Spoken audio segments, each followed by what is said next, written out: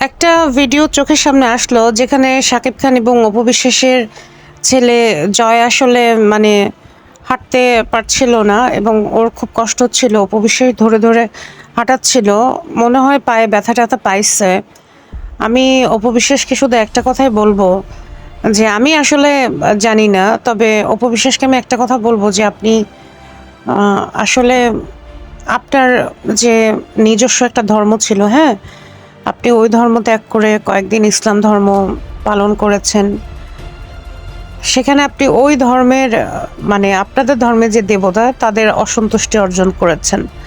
যদি আমি ওই ধর্মকে মোটেও মানে বিশ্বাস করি না, আপনাদের ধর্মের পার্সপেক্টিভ অনুযায়ী আমি বললাম, আমি এটা বিলিভও করি না যে দেবদেবতা বলে কিছু আছে, কারণ এটা আমার ধর্মের বিশ্বাস। আবার আপনি ইসলাম ধর্ম ছেড়ে আবার চলে গেছেন হচ্ছে হিন্দু ধর্মে। তো তারপরে আপনি বুবলির ছেলেকে নিয়ে বলছেন আপনি আপনার মানে এরকম তাং ফাং উগ্র পাগল বানাতে চান না। মানে বীর জাস্ট একটা সানগ্লাস পরা ছবি দিছিল, তখন আপনি বলছিলেন যে এরকম তাং ফাং উগ্র পাগল বানাতে চাই না। বীর গ্যাপের টি শার্ট পরে, জিএপের টি শার্ট পরে, এজন্য আপনি অহংকার করে টকশোতে এসে বলেছিলেন যে আপনি নাকি সমস্ত টি শার্ট ফেলে দিচ্ছেন। টি শার্ট যদি পুরনো হয়ে যায়, কোনো বাচ্চার টি শার্ট পুরনো হয়ে গেলে এত বড় লোকের মানে এত বড় লোক বাংলাদেশে এখনো তৈরি হয় নাই যে সে টি শার্ট ওগুলো ফেলে দিবে। টি শার্ট যদি মানে না লাগে বা ওই ব্র্যান্ডের টি শার্ট যদি কেউ পরতে না চায়, তখন সে হয় ওটা দিয়ে ঘর মুসুনি বানায় বা হচ্ছে বুয়াদেরকে দিয়ে দেয় বা কাউকে দিয়ে দেয়। কিন্তু আপনি যেভাবে বলতেছেন ফেলে দিছে, এই যে কথাবার্তা এত অহংকার, আল্লাহ তাআলা অহংকার যারা করে, হ্যাঁ, তাদের শাস্তি পরকালে তো দেয়ই, এহকালেও তাদের শাস্তি হয়। অহংকার যে পতনের মূল, এই কথাটা এমনি এমনি আসে নাই। আমি অনেক মানুষকে দেখছি দুনিয়াতে দম্ভ ভরে তারা চলছে, ওটা খুবই সাময়িক সময়ের জন্য। একটা সময় শেষে তাদের এমন অবস্থা হয়েছে যে পরে তারাই নরম হয়ে মানুষের কাছে মানে গিয়েছে মেশার জন্য। আপনাকে আমি রিকোয়েস্ট করি, আপনি এখনো কথাবার্তা যে বলেন একটু সুন্দর করে বলেন। আপনি এভাবে বুবলির পিছে লেগে থাকেন না। বুবলি বা বীর বা বুবলির মানে শাকিব খানের থেকে বীরকে সরানোর যে প্রয়াস আপনি সবসময় চালান, এগুলো বন্ধ করেন।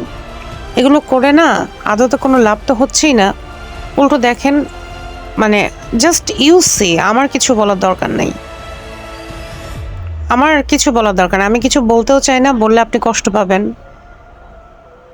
আত্মশুদ্ধিটা বড় ব্যাপার। আত্মসমালোচনা করতে শিখুন। আপনাকে কেউ সমালোচনা করলে এটা আপনি সহ্য করতে পারেন না, আর মনে মনে খুবই হিংসা ক্যারি করেন। আপনি কেন বুঝতে পারতেছেন না যে শাকিব খান, আপনার জীবনে শাকিব খানের কোনো জায়গা নাই।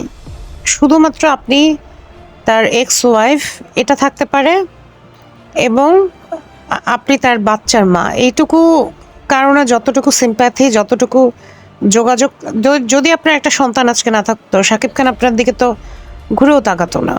That is the reality. তো আপনি শুধু শুধু এখন ওই ঘরে যাওয়ার চেষ্টা করেন না।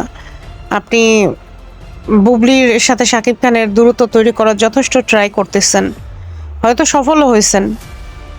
তো যাই হোক, তারপরেও তো বুবলি আপনাকে নিয়ে ঘাটাঘাটি করে না, কিন্তু আপনি সবসময় বুবলিকে নিয়ে ঘাটাঘাটি করেন। তার নাক, তার সব কিছু, মানে কিভাবে পারেন? এগুলো বাদ দেন। এগুলো বাদ না দিলে উপরওয়ালার তরফ থেকেই আপনার উপরে এই ধরনের সিচুয়েশনগুলো নাজিল হবে, যেগুলোর উপরে আপনার কোনো হাতই থাকবে না।